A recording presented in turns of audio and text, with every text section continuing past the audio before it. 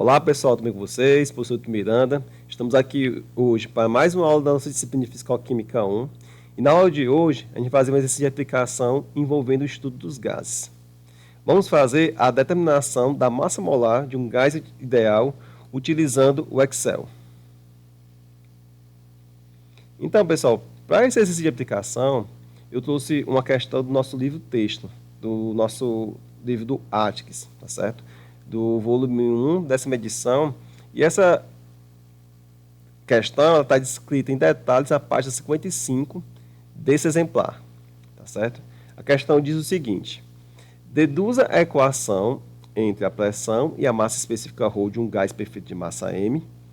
Verifique graficamente o resultado com os seguintes dados referentes ao éter dimetílico a 25 graus Celsius, mostrando que o comportamento de gás perfeito ocorre nas pressões baixas.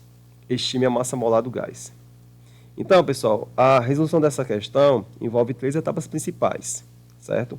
A primeira etapa é deduzir a equação entre a pressão e a massa específica, ou seja, encontrar a equação entre ρ como função da pressão do gás. A etapa 2 é verificar graficamente o comportamento da densidade em função da pressão utilizando os dados da questão. E, finalmente, utilizando a equação deduzida com os dados da questão, estimar a massa molar. Tudo bem? Vamos lá para a primeira etapa. Primeira etapa, pessoal, é deduzir a equação, né, ρ em função da pressão, certo? Como no contexto da questão diz que a gente está trabalhando com gás perfeito, tá certo? Então a gente vai utilizar a equação de estado dos gases ideais. A gente sabe que PV é igual a nRT e o número de mols está relacionado com a massa molar através dessa relação. Então a gente vai substituir aqui na equação, tá certo? Só que a gente está interessado em quem? A gente está interessado na massa específica, né? Na densidade do gás. Então a gente vai dividir essa equação, passar o V dividindo por segundo membro. E a gente sabe que M sobre V, pessoal, é quem? É a nossa massa específica. Tá certo? Então a gente vai chegar na seguinte expressão. Agora, basta a gente rearranjar essa equação e colocar a densidade, a massa específica, em função de P, né? Vou só reescrever aqui a equação, certo? A gente sabe que P é igual a ρ sobre M vezes R vezes T, né? Então, resolvendo para a pressão, a gente sabe que ρ vai ser igual a P vezes M dividido por R vezes T. Tá certo? Então, está aqui a nossa equação deduzida. Tudo bem?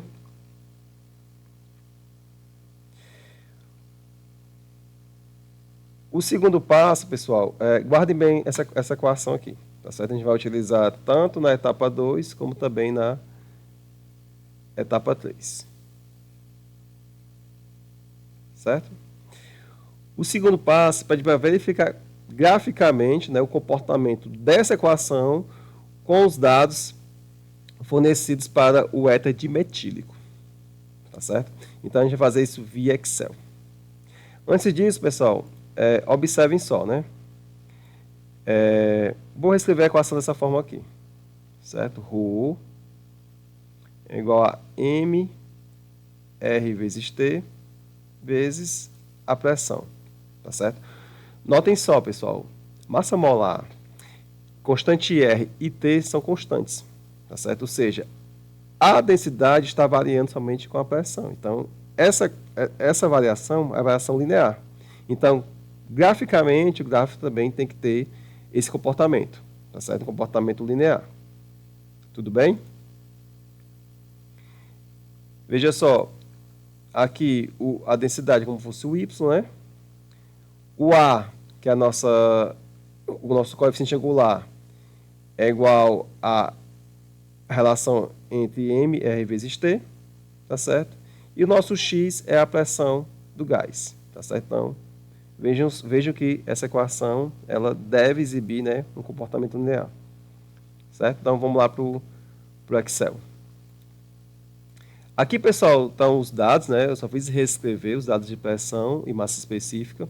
Aqui é a equação deduzida, está aqui com realce amarelo.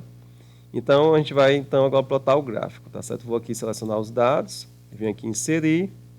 Eu sempre gosto de colocar o gráfico de dispersão, tá bom? Então, está aqui o gráfico já. Vejam só, visualmente, pessoal, o comportamento é linear, tá certo? Então, aqui, vou colocar aqui o título do gráfico, né? Massa específica.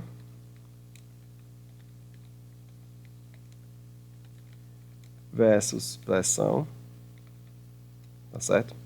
Vamos colocar aqui o título dos eixos, né? Aqui no eixo Y a gente tem a massa específica.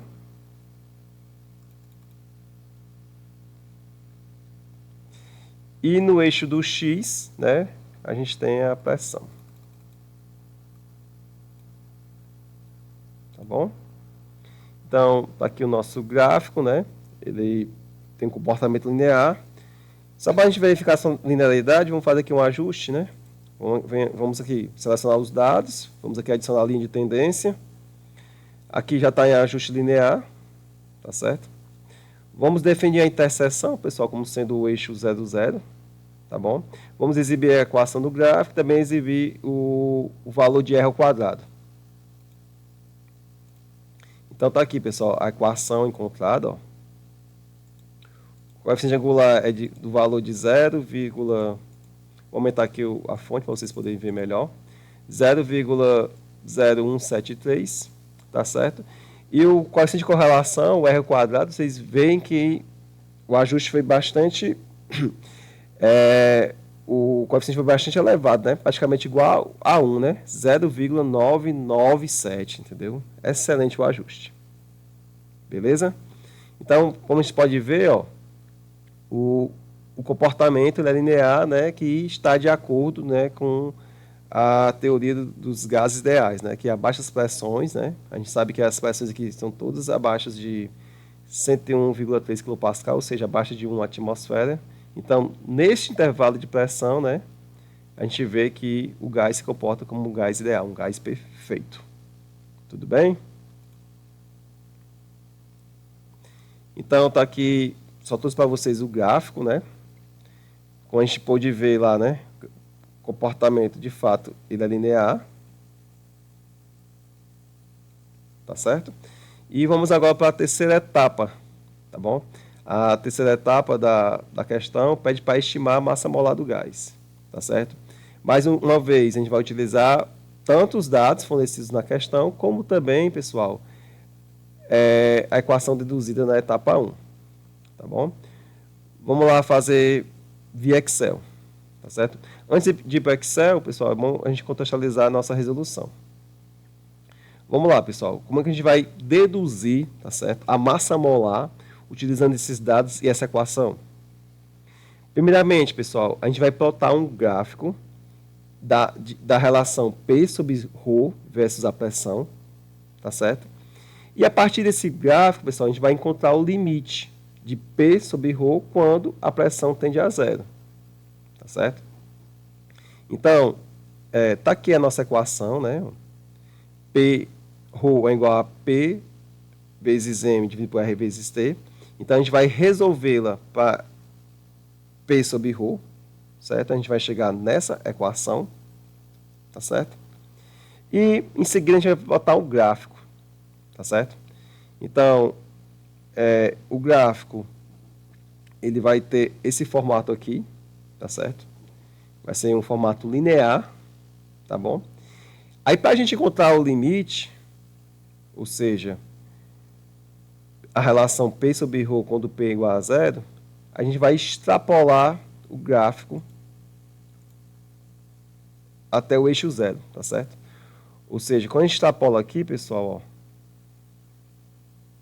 certo? A gente vai encontrar aqui um coeficiente angular, tá certo? Desculpa, coeficiente linear. A gente vai chamar de B, tá bom? E aqui, pessoal, notem só, aqui, ó, no eixo, a pressão é quanto? É zero. E P sobre ρ é quanto? Também é zero. Ou seja, a gente acha essa relação aqui, P sobre ρ, né? Certo? Relação P sobre ρ, quando a pressão for zero. Tá certo? Então, a gente vai, nessa condição de limite, a gente vai chamar esse valor encontrado igual a B, tá certo? E com esse valor de B, pessoal, a gente vai encontrar a massa molar, tá certo? Vejam só. Vou pegar aqui a equação, né?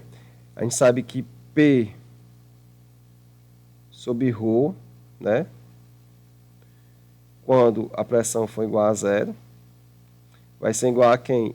A R vezes T sobre M, tá certo?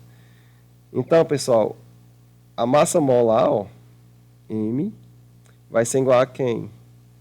Vai ser igual a R vezes T dividido por P sobre ρ, quando a pressão for igual a zero, tá certo?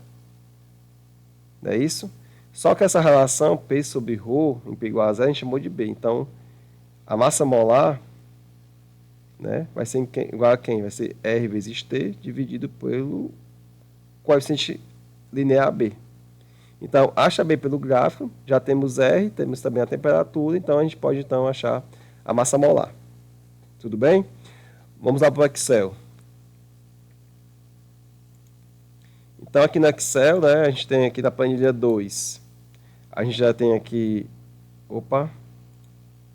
a gente tem aqui já os nossos dados, né, de pressão e densidade, tá certo? Esses dados aqui são os dados originais da questão.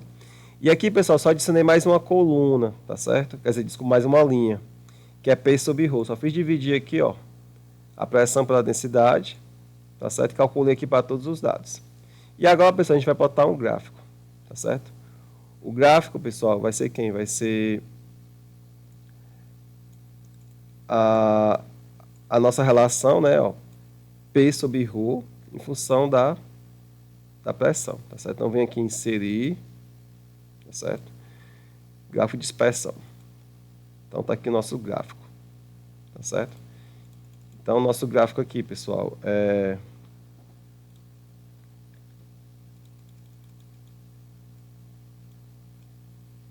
P sobre ρ, certo? Versus a pressão, tá bom?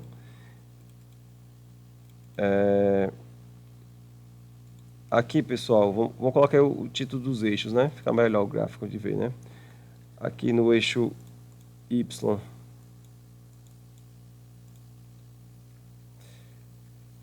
a gente vai ter a relação P sobre ρ, tá certo? Opa, acabou não copiando, vou copiar e colar aqui.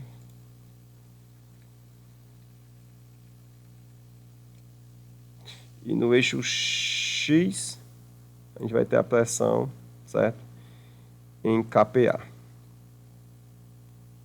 Certo? Então, tá aqui nosso gráfico. Vou aumentar aqui vou diminuir aqui o mínimo, tá? Em 50, colocar em 53, fica melhor. Opa.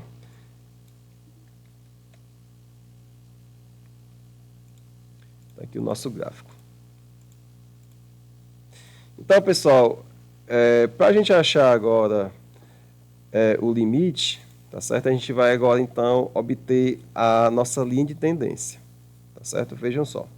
Venho aqui, selecionar os dados, certo? Adicionar linha de tendência, tá certo? Linear, tá bom?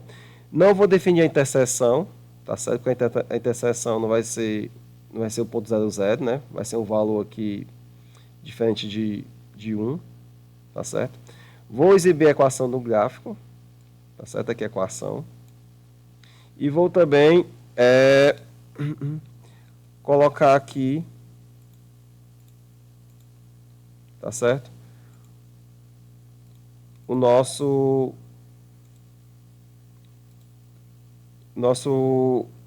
exibir aqui o valor de R ao quadrado no gráfico.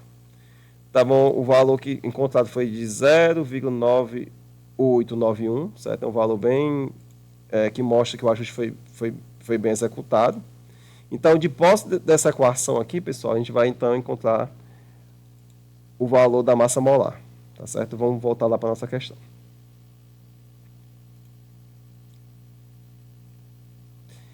Então, pessoal, veja só.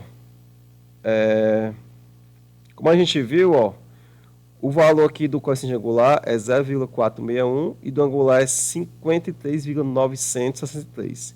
Então, esses dados estão aqui, ó, no gráfico, tá certo? E veja só, essa equação aqui é uma equação linear, do tipo, ó, y é igual a x mais b, não é isso? Veja só, pessoal, de posse da equação que a gente encontrou, né, no início dessa resolução, a gente sabe que P sobre ρ, quando P igual a zero, é igual a essa relação. Certo? Vejam só, pessoal. A gente sabe que essa equação aqui, ela também é uma equação linear. Y é igual a x mais b, não é isso? Quando a pressão for zero, tá certo? Esse termo aqui ele é quanto? Ele é zero, tá bom? Então, veja só. A variável y vai ser igual a b. Ou seja, P sobre ρ, tá certo? Avaliado em P igual a zero, tá certo? Vai ser igual a R vezes T sobre M. Tá certo? Então, para a gente obter o valor de B, o que a gente faz? A gente vai, então, extrapolar o gráfico.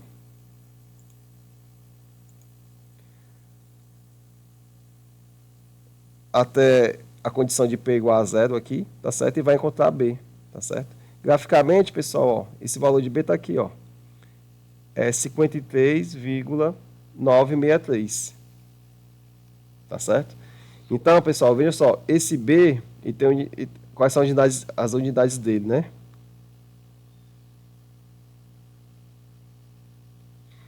É de pressão sobre ρ, não é isso? Então, a unidade de B aqui, pessoal, vai ser o quê? Quilopascal, né, vezes metro cúbico, dividido por quilograma.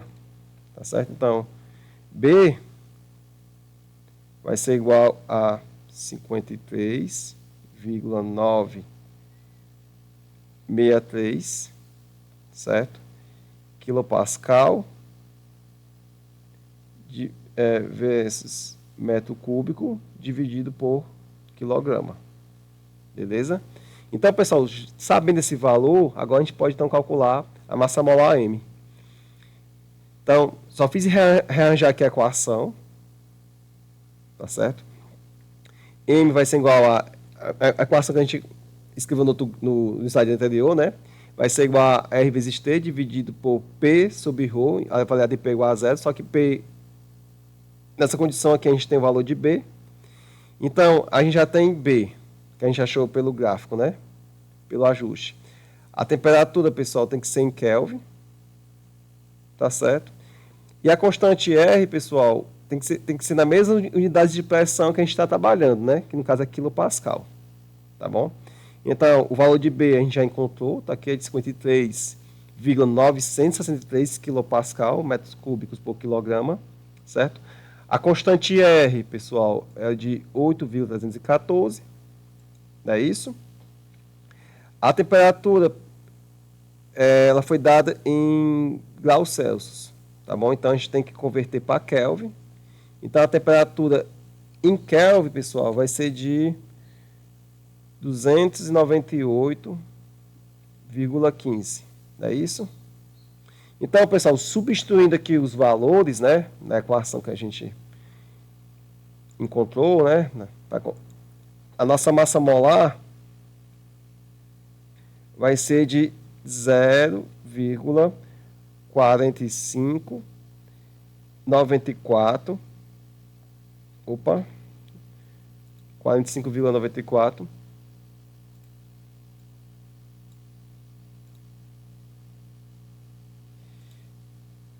0,4594 quilogramas por mol. Tá certo? Só, pessoal, que a gente não costuma trabalhar unidades quilograma por mol, né? A gente trabalha em grama por mol. Então, basta multiplicar por 1000, tá certo? Então, multiplicando por 1000, a massa molar vai ser de 45,94 gramas por mol.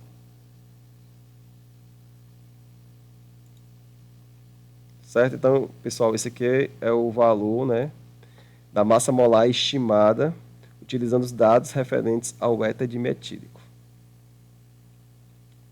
Tudo bem? Então, para nível de comparação, a gente vai comparar então com a massa molar teórica do éter dimetílico, tá certo? O éter dimetílico, pessoal, tem essa forma molecular aqui, ó. C2, né, 2 átomos de carbono, H6 oxigênio, né? A massa molar teórica é 46,07, tá certo? A massa molar que a gente encontrou foi de